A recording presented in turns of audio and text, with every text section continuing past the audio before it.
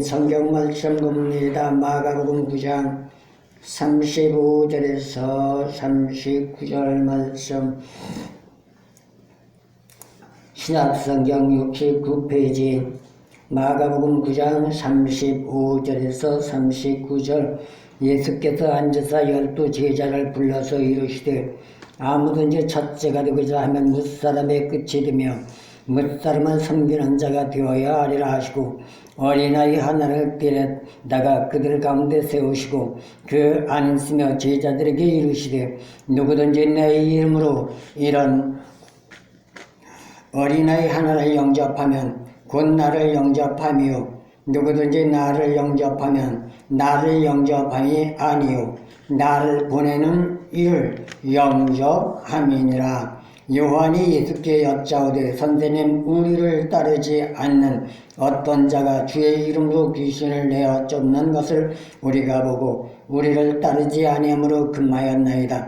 예수께서 가라사대, 금하지 마라. 내 이름을 의탁하여 능히 이를 행하고 즉시로 나를 비방할 자가 없느니라. 아멘.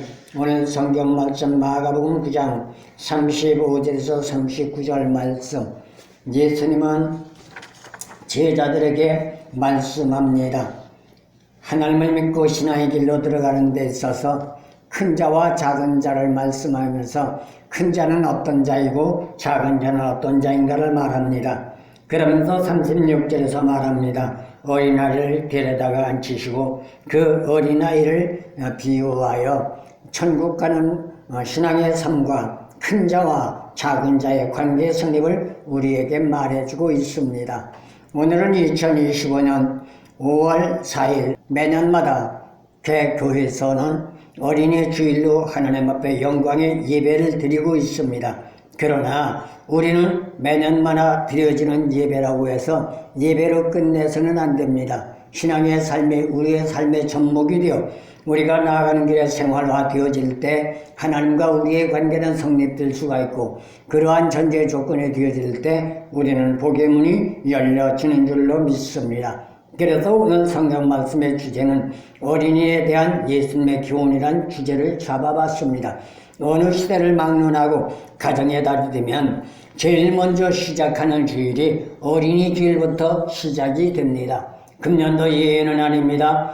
2025년 5월인 가정의 달을 맞이하면서 어린이 주일부터 예배를 드리는데, 사실 어린이는 가정이란 울타리 안에 꽃과 같은 존재라고 말을 하고 있습니다. 그래서 옛날에는 어린이 주일을 꽃주일이라고도 말을 했습니다. 반면에 남자와 여자를 만남으로 인하여 자녀라는 자식을 선물로 주셨는데, 그 결과가 가정이라는 공동체의 울타리를 성립시키는 계기가 되어진 겁니다. 부부가 만나서 생활한다고 가정이라고 말하지만 그것은 온전한 가정이 될 수가 없습니다.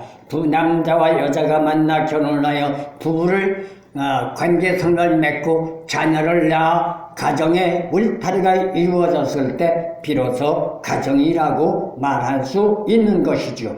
이것이 하나님 창조사역의 역사입니다. 특히 2025년 어린이 주일을 맞이하여 하나님의 창조사역인 가정이라는 공동체의 근본적 본질을 우리는 생각해보지 않을 수 없단 말입니다.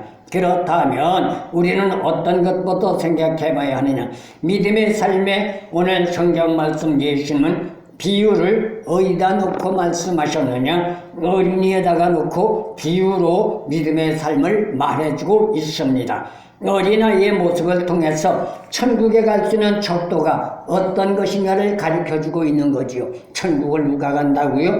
오늘 성경 말씀 예수님의 말씀을 빌려 말한다면 어린아이와 같이 순수하고 겸손하고 낮아지는 자가 되지 않으면 천국을 갈 수가 없다는 것을 말합니다. 왜일까요? 천국이나 믿음의 삶의 가장 높은 자리를 어린아이 성품에다가 비유를 한 겁니다. 천국은 이런 자의 것이라고. 사실상 죄 많은 이 세상의 어린아이의 성품과 같은 생활 삶으로 살아간다는 건 어렵고 힘든 일입니다. 아무것도 아닌 것 같습니다. 쉬운 것 같습니다. 까짓건 하면 되지, 이렇게 말은 할 수 있습니다. 그런데 막상 그러한 삶으로 돌입한다는 건 쉬운 일이 아니라는 겁니다. 이유가 뭘까요? 믿음의 삶의 공동체가 가정이 되어야 한다고는 말하지만 휴머니즘과 같은 파라다이스로 가정을 꾸며나간다는 건 불가능하기 때문입니다. 그래서 신앙의 삶을 사는 사람들의 천국은 어디서부터 시작돼야 돼요? 제일 먼저 내 마음에서 천국이 이루어져야 하고,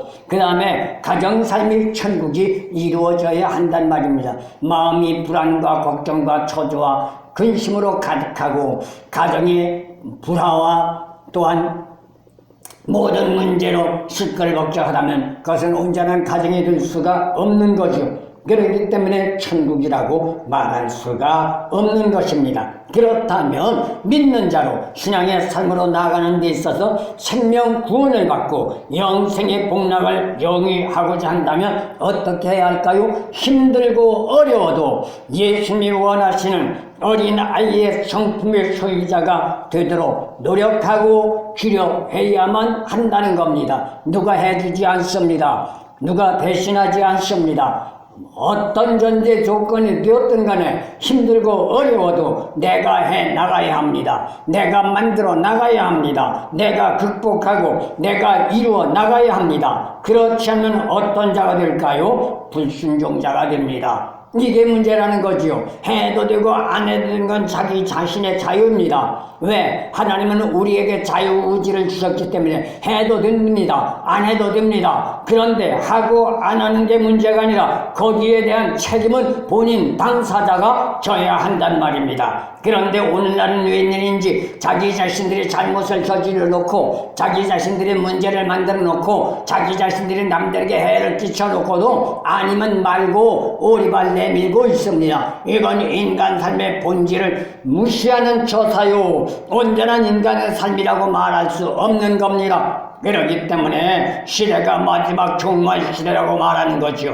그 많은 성경을 버리지 않는 한 속된 말로 죽었다 깨어나도 이러한 삶의 생활을 가지고는 우리가 천국을 갈 수가 없고 구원을 받을 수가 없고 믿는 자라고 말할 수 없단 말입니다. 그렇다면 예수를 왜 믿어야 할까요? 내 힘으로 되지 않고 내 생각 내 방법으로 되지 않기 때문에 누구의 도움이 있어야 합니다. 누구의 힘에 도움을 받아야 합니다. 그런데 세상에는 그 누구도 우리를 도와줄 자가 없고 우리를 이끌어줄 수가 없습니다. 그러나 우리가 예수를 믿고 예수 안에 들어가면 성령의 역사하심 속에 우리가 할 수 없는 것도 우리가 나갈 수 없는 것도 우리가 지행할 수 없는 것도 함께 하시는 역사 속에 능히 나갈 수 있도록 도와주신단 말입니다. 그래서 예수를 믿자는 겁니다. 그냥 말로 믿자는 것이 아닙니다. 철저하게 믿자는 겁니다. 그러면 어디에 근본을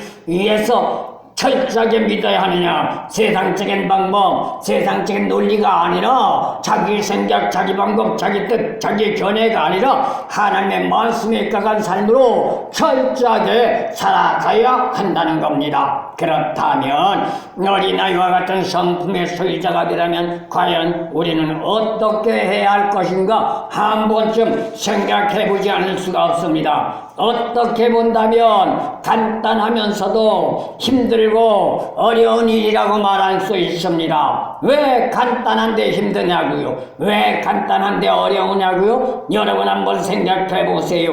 죄악된 성품에서 발생하는 육신적인 습성을 버려야 하기 때문입니다. 생각하는 건 간단합니다. 까짓것 버리면 되지, 내가 고치면 되지 말을 할 수가 있습니다. 그런데 입으로 말로는 버리면 된다고 말하고 고치면 된다고 말을 하는데 막상 버리려고 하다 보니 고치려고 하다 보니 그게 쉽지 않다는 겁니다. 나도 모르게 구습화됐고 관습화돼 버렸기 때문에 그것이 불쑥불쑥 나를 장악하고 나를 주관하여 잘못된 길로 나가도록 이끌어가는 것이 우리의 세상의 삶의 습성이고 세상의 삶의 관습이라는 겁니다. 이걸 하루아침에 깨뜨리기가 쉽지 않습니다. 하루아침에 바꾼다는 게 쉽지 않습니다. 그렇다면 속된 말로 난다 긴다 하는 자라 할지라도 골백년을 믿는다 할지라도 예수 안에 삶이 되지 않고 예수님과 함께하지 않으면 수박 겉핥기에 불과한 신앙상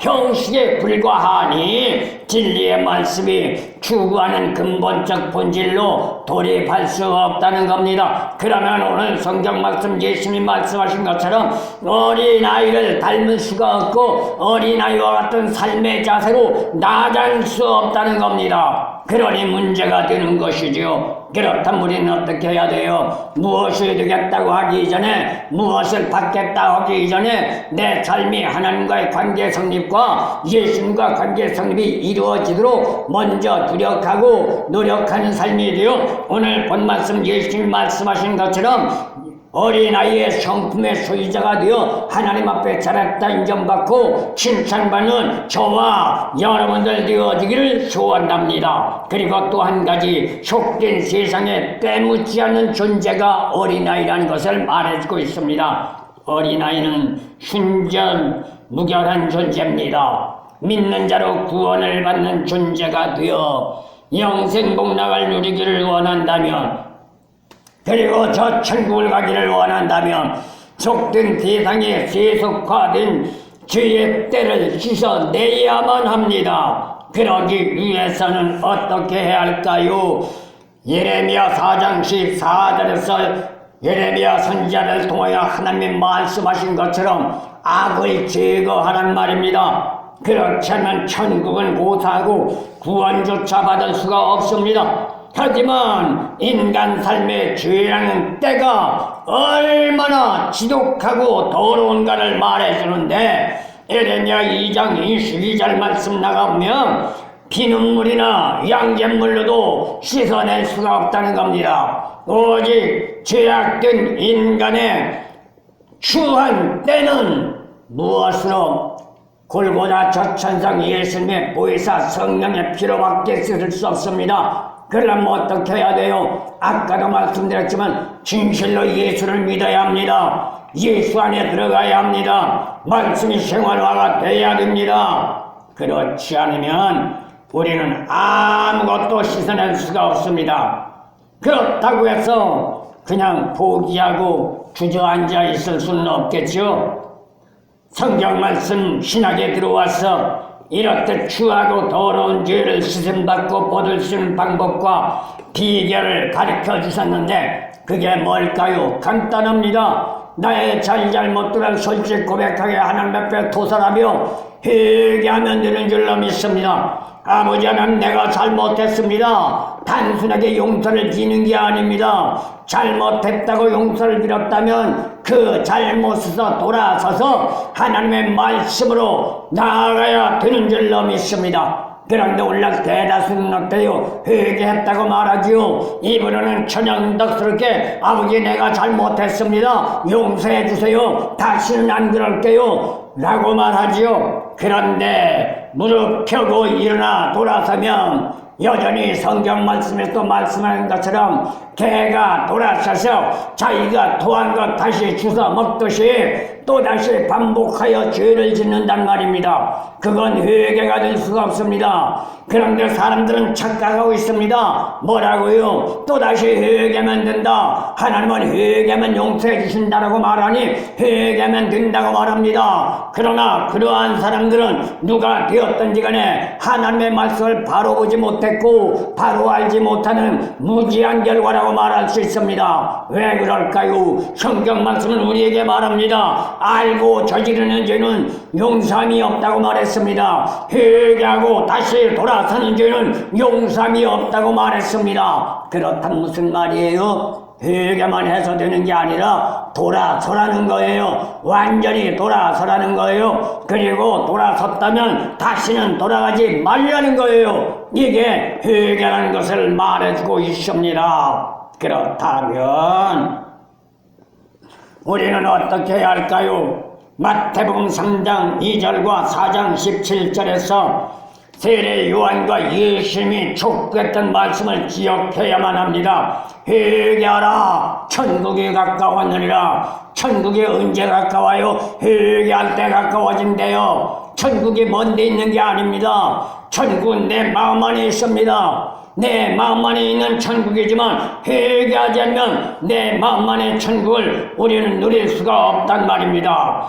마가복음 1장 15절 말씀을 볼 때 그렇다면 단순하게 회개만 해야 하느냐? 아닙니다. 뭐라고 말했을까요? 마가복음 1장 15절 말씀 볼 때 회개하고 복음을 믿으라 라고 말씀하고 있습니다. 회개를 했다면 말씀을 믿고 말씀대로 살아가라는 겁니다. 다시 말하면 말씀이 생활화되고 생활이 말씀화되라는 겁니다. 그러면 용서받을 수 있고 구원받을 수 있고 천국 갈 수 있는 겁니다. 이는 믿는 자로 어린아이와 같아지기 위함이라는 사실입니다. 왜일까요? 어린아이는 화를 내더라도 마음에 깊이 담아두지 않습니다. 얼마가 지나 풀어버리는 성향을 가지고 있는 게 어린아이의 습성입니다. 죄악된 성정을 가지고 있으면 이러한 관용은 성립시킬 수 없습니다. 그러기 때문에 회개하고 복음을 믿으라는 겁니다. 말씀이 생활화가 되라는 겁니다. 사실 어린아이는 속된 세상에 때가 묻어 있지 않다고 말해도 과언은 아닙니다. 그러기 때문에 오늘 성경 말씀을 보더라도 존경받는 대상이 누구냐? 하찮은 존재로 속된 말로 천덕꾸러기와 같은 어린아이지만 그들이 하나님 나라에서는 인정받는 존재요 하나님의 영광을 돌리는 존재라는 것을 말해주고 있습니다. 당시 시대적으로 볼 때 어린아이는 어떤 존재예요? 세상적으로 본다면 인구조사에도 들어가지 못했습니다. 하지만 예수님은 어린아이의 존재를 높이 평가하셨고 이러한 현상적인 시대적 상황 여건의 존재로 볼 때에 믿음의 삶의 존재 가치의 교훈을 어린아이에다 두고 있다는 것을 보게 됩니다. 그래서 제자들에게 말씀하신 것입니다. 첫째가 되고자 한다면 무사람들의 끝이 되어야 하고 무사람들을 섬기는 자가 되어야 한다고 그러면서 덧붙여 말씀하시기를 내 누구든지 내 이름으로 이런 아이 하나를 영접하면 곧 나를 영접하는 것이라고 마가복음 9장 35절에서 37절 말씀을 통하여 우리는 생각해 보는 것입니다. 이는 무슨 것을 말하는 거예요? 자신을 낮추는 겸손함과 검소함과 순응함과 겸허함을 말하고 있습니다. 이러한 전제 조건을 생각해 볼 때 바로 소크라테스의 말씀처럼 자신을 아는 자라고 말할 수 있습니다. 소크라테스가 너 자신을 알라고 했지요. 그러면 너 자신을 안다는 게 뭐예요?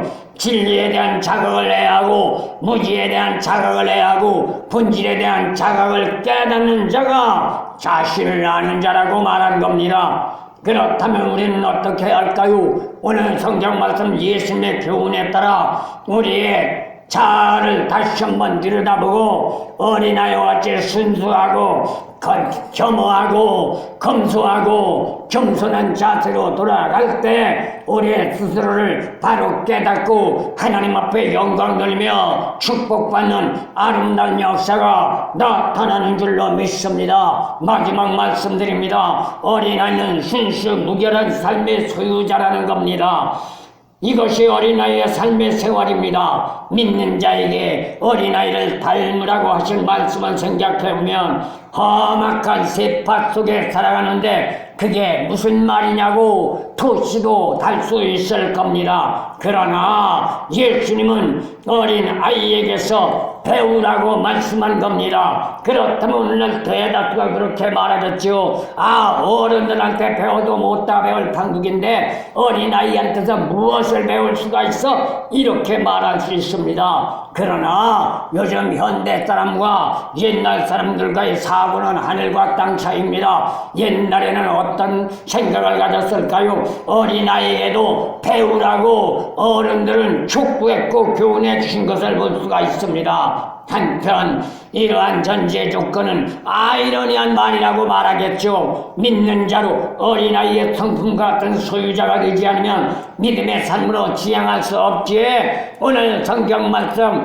예수님은 우리에게 말합니다. 어린아이에게 배우라고 말입니다. 그런다면 마태복음 19장 13절에서 14절 말씀 보면 어린아이들이 오는 것을 금하지도 말라고 말씀해주고 있는 것을 보게 됩니다. 그러나 놀라운 사실이 있다면 예수님은 어린아이에게서 배울 것이 많다는 겁니다. 사실 우리가 때로는 어린아이가 아는 것도 모르는 때가 많이 있습니다. 그런데 그러한 전제 조건을 어린아이라고 무시하며 예나 현신나 어린아이 말에 귀를 기울려고 하지 않는다는 겁니다. 이것은 잘못된 사고죠. 이건 무지한 생각이죠. 교만과 자만과 오만일 수밖에 없습니다. 그렇다면 어린아이에 대한 근본적인 본질을 우리는 바로 알지 못하면 이러한 사실을 받아들일 수가 없습니다. 경외감, 신뢰감, 순종의 자세, 용서와 관음, 이것은 믿는 자의 절대적인 필요 요건입니다. 하지만 믿는다고 말하면서 신뢰성이 없다면, 경이로움이 없다면, 순종보다 불순종이 머리를 들며 지지를 배척한다면 그 사람은 어떤 사람이에요? 불순종자요, 불이행자고 하나님 앞에 범법자라는 사실 우리는 잊어서는 안 되는 줄로 믿습니다. 이유가 있다면 죄악된 성경은 인간의 근본적 본질이 아닙니다. 이건 사단 마귀가 우리에게 가져준 가라지와 같은 존재입니다. 우리의 근본적인 본질은 거룩하고 깨끗하고 정결하고 성결한 하나님의 성품입니다. 그런데 아담과 하와가 범죄함으로 사단이는 우리들의 심령 속에 가라지를 갖다 뿌려놨단 말입니다. 가라지는 곡식보다 더 잘 자랍니다. 농사를 지으면 놀라운 게 있어요.